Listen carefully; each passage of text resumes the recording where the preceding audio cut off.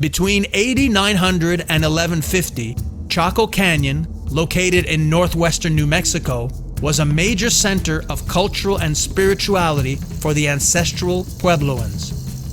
Chacoans quarried sandstone blocks and hauled timber from great distances, assembling 15 major pueblo complexes that remained the largest buildings ever built in North America until the 19th century.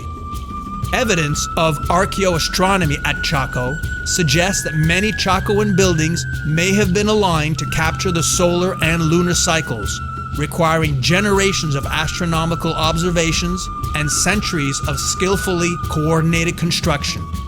Climate change is thought to have led to the emigration of Chacoans and the eventual abandonment of the canyon, beginning with a 50-year drought commencing in 1130. Chaco Culture National Historic Park hosts a concentration of pueblos. Containing the most sweeping collection of ancient ruins north of Mexico, the park preserves one of the most important pre-Columbian cultural and historical areas in the USA.